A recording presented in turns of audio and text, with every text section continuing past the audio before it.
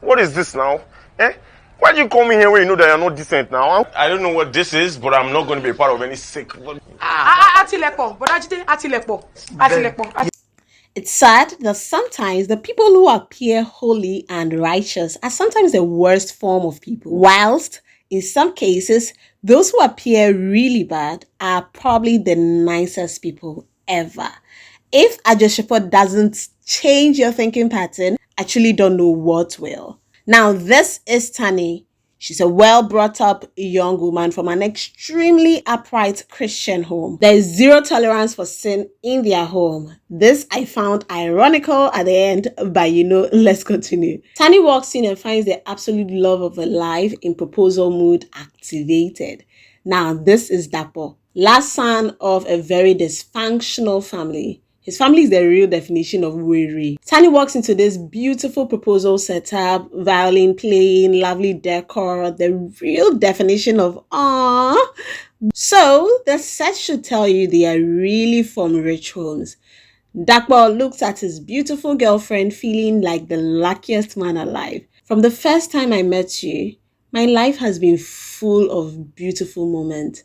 Being with you has showed me that true wealth is not just a feeling. You have supported me. You have stood by me through everything. I'm just grateful for the beauty that being with you is.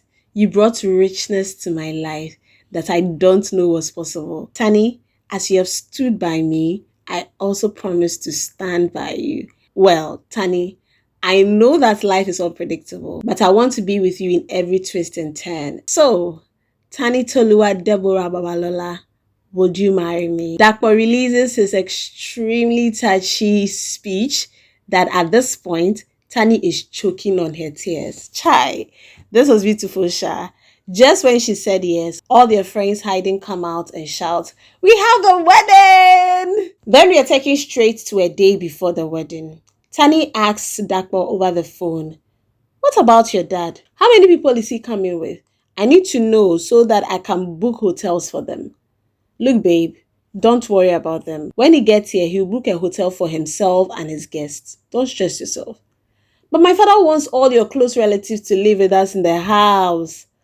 "Okay, what about your brother? Is he coming? Tell me he's coming, Dapo." "Babe, what about my brother? I sent him an invite like you asked. I wouldn't know if he would come or not." "Oh, Dapo, you didn't call him. How would you know if he's coming when you didn't call him? How would you know? How would you know?" Tani hangs up the call, leaving Dapo confused and oblivious about what is happening. He turns to his friend who has been standing there all along. "Guy, like, why should they do like this? Why should no go do like this? Why you no call your brother?" Dapo is angry at this point. "Let no one stress me as he walks out." What you need to know is that Dapo has an only brother and his parents are divorced. His brother left the house to live with his father because he could not stand his mother anymore. But Dapo continued living with his mom. He doesn't see eye to eye with his brother and barely talks to his father too. His mother has fed him with too many negativities about his dad that he just doesn't want to see him. However, at this point, they all have to compromise because they are putting up a front to present their parents as a happy couple. Tani's father does not like divorced families and would not tolerate that his daughter is marrying into a dysfunctional family, as he puts it. So the plan is to arrive as one happy couple. So you should understand Tani's frustration in all of this. Back in Ibadan, where Tani lives with her super upright and supposedly righteous home, we see her having a conversation with her Gen Z and favorite uncle, who also calls her his favorite niece. He tells her to confess something to her dad before it's too late. But at this point, Tani knows that the moment she does that, it will make her father call off the wedding. But her uncle reassures her that he would intervene after she's confessed. And you have to involve Dapo too. If he agrees, it means he values you. And that's the kind of man you should hold on to, her uncle added. Just then, Dapo arrives in Tani's home. He came with only his mom and 4 other women. After exchanging pleasantries, Tani's mom asks, "Is that all of you? Dapo, where's your father?" Quickly, his mom responds, "That ungrateful goat." whose head looks like a mosquito larva. Confused Tani's mom drags Dapo outside. Dapo, didn't we agree that your daddy is supposed to be here? Yes, ma, he's on his way. My parents don't live in the same area and they don't see eye to eye too. But he's on his way, ma. Ha! Tani, didn't you say that their parents being divorced won't be a problem and that they are all going to be here at the same time? Ma, clearly I was wrong. Oh. At this point, all three of them are confused because it looks like Dapo doesn't understand the magnitude of what is going on. So he comes in. Ma, you guys are taking this thing too far. It's not as if daddy finds out he's going to call off the wedding. Or can he? There is absolute silence. Hey, he can't, sha. Don't worry, ma. He'll be here. He won't disappoint. At this point, Tani and his mom are stressed out from worrying. Dapo now realizes that it is more serious than he thought. His father-in-law can actually call off the wedding if he finds out that his parents are divorced. Outside, Dapo calls his dad, but a lady picks up. Who is this? Please, where's my father? He's sleeping. How can he be sleeping? How can he be asleep? Tani, who heard about that, asked, but Caroline just hangs up the call. Dapo's dad is with another of his concubines. Tani, who could not take it any longer, shouts, Dapo, call brother Jide. Call him to see if he can help us. You can sense the frustration in her voice because she believes that if her father realizes that both parents are not around, he might notice they are divorced and call off the wedding. Dapo then calls his brother, Jide. Jide, where are you? And where's your father? Ha, Iyawereni. Jide asked him while he was driving. What are you doing with the information of my whereabouts? And why are you asking me? Is he not your father? Call him now. Don't you have his number? Jide angrily ends the call and Dapo calls him right back. Jide, do you not know you are supposed to arrive today? Arrive? Arrive where? At my in-laws place, Jide. Wait, you have in-laws now? And what am I supposed to be doing there? Jide responds completely lost as if he didn't understand what is going on. Dapo at this point is getting angrier. Jide, what is wrong with you? I'm getting married. Oh, wow. Congratulations. But how am I supposed to know? Did you tell me? I texted you. Didn't you see my text? Dapo shouts back. Jide, who felt insulted that he only sent a text, claps back. You're very stupid. Get off my phone. Then he hangs up the call. Ha. This Dapo is a handful. I'm surprised that you decided to invite your only brother to your wedding via text. Clearly, what is going on between these brothers is a really long-standing hurt. Back home, Jide sees his daddy's help carrying a cooler to the boot of his father's car. On his way to see his dad, he meets Caroline, his father's girl. Now, this man is a sexaholic to a fault. He changes women like clothes. But it's only Jide who never judges his dad. He only advises his dad to be careful with his health, but never for once looked down on him or disrespected him because of his choice of being with women.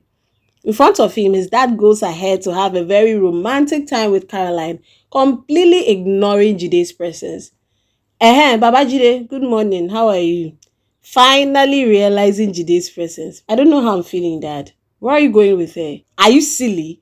Your brother's wedding, of course. Wait, I don't understand. Is she part of the family all of a sudden? Caroline cuts in immediately. Excuse me. Jide looks at her with disdain. You don't marry him? No, so shut up. He ignores Caroline and faces his dad. Dad, have you forgotten we agreed to package you as a married man? So how would it look if you appear in your in-laws' house with this one? That was what we planned together now, Daddy. It's true. His father now realizing his folly. Now this part, I just didn't get it. Earlier, Jide was acting all brand new to the idea that Dapo is getting married. Now he even knows the plan. The Dapo even added to the text he sent earlier. These films, well, I digress. After thinking what Jide said through, his father comes up with a brilliant idea. Okay, so we can say she's my house help. See, she lives in my house. She helps me. So, house, help, together. At this point, Jide was upset. So, Daddy, where will your house help stay? On a bed, right? In which room? In your room? How would it appear? if your house help appears in that conservative Christian home dressed like this. Well, Daddy, if you insist, Jide hands over the car keys to his dad, telling him that if he insists on going with Caroline, then he's not going anymore. Later, we see the two in the car. Finally, Jide has agreed to go with his dad because Caroline is no longer going with him. Father and son are having a conversation. Now, just listen to this part. You would have carried this girl to your in-laws' place looking like that. What's wrong with the way she looks? Oh, did you not see the way all her breast was outside? Hey, Baba Jide, stop it. It's not breast. It's called cleavage. This one is a clown. He then starts to bless Jide. Baba Jide, God will bless you for always listening to me. Me. And Daddy, God will also open your ears to listen to me when I advise you in the mighty name of Jesus. Sincerely, I love the relationship between Jide and his dad. They look a lot closer and mutual and very friendly than Dapo and his mom. Jide and his dad have finally arrived in their in-laws' house.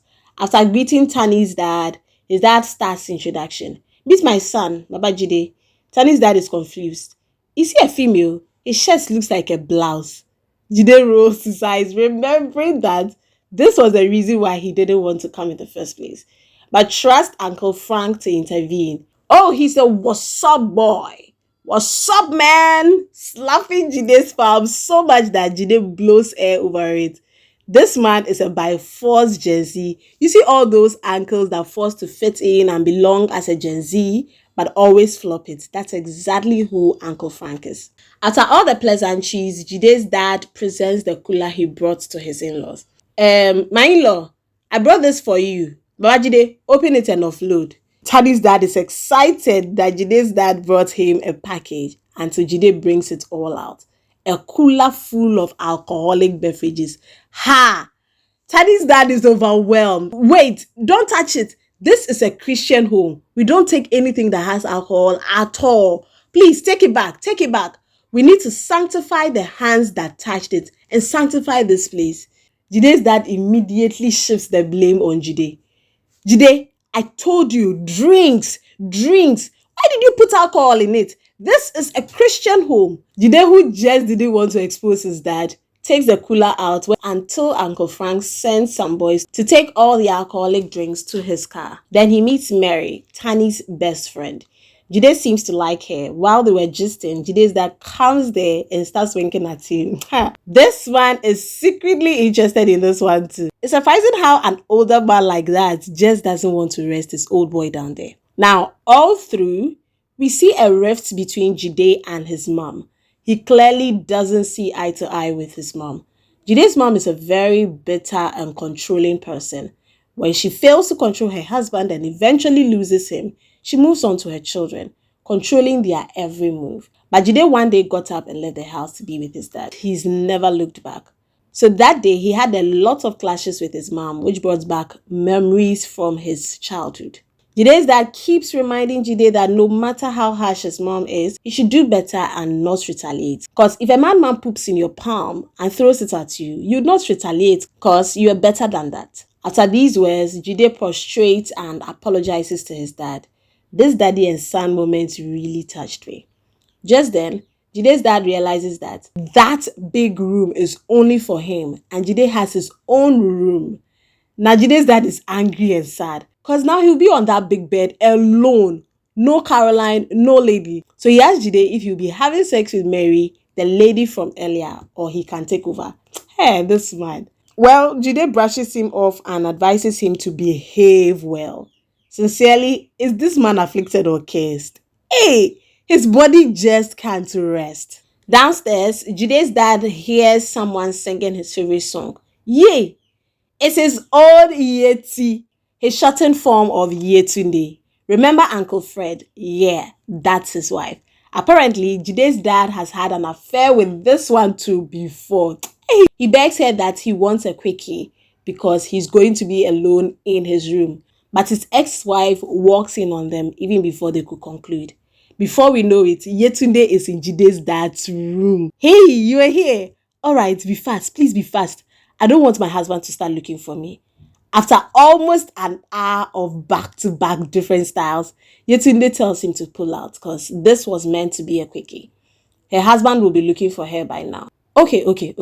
Let me, before he tries it. Ha! I can't come out though. Yay! Oh yeah, you try. Yay! They both scream. Do you want to injure me? Wait, there's something wrong. Oh. Ha! It becomes clear to both of them that they are stuck together. Yay! After several screams and struggling, Jide's dad calls him on the phone. Jide, come to my room. Quickly, now. Start coming. Something has happened. Jide rushes there and realizes that someone has placed a curse on them called magun. Now, this is usually a dark curse placed on a person's partner, usually to stop them from cheating. The culprit must confess and report to their partner to reverse the curse. Else, by daybreak, they'll turn into cocks, crow non-stop, and eventually they can die. Now, that's the craziest things ever. Jide must find a way to seek help without drawing the attention of the numerous people in the house, especially Tani's dad. What will now happen? How do they get Uncle Frank to reverse this big betrayal brought upon him? This is crazier than you think. And this is my cue to tell you that Ajosepo is live on Ebony Live Plus. Now, though the story was super beautiful, take a look at this part. These two just got stuck doing a doggy. Means that they can't stand upright. But it's funny how they constantly stood upright without correcting it. From the beginning, they made us believe that it was really stuck. But as it prolonged, you find out that they keep forgetting themselves and stand upright. Kaide is super good as a director, and I really expected that he would notice this. I didn't really expect him to overlook this because it was very clear that they were both standing upright on several occasions. Again, you remember the call Jide had with Dapo about not knowing whether he's married. He sounded completely new to the news of his brother getting married. So I don't understand why they are now telling us that they all plan to act like one happy family. This means a whole conversation went on about this. So that call really conflicts the storyline. One time they barely can talk to each other. Another time we are told that they planned something together and went with it. Nollywood. Anyways, Ajosepo was really a good watch. A story that will push you. And I'd rate it a 6 out of 10 for a good story, but a bit of flops here and there. If you've seen it, you should drop your rating in the comment section. Until next time, don't forget I just posted a review of Summer Rain, the movie. You should watch it because you'd love it. Don't forget to like, share, and kindly subscribe to my channel. The name still remains Mame Abnapopia. See you in the next.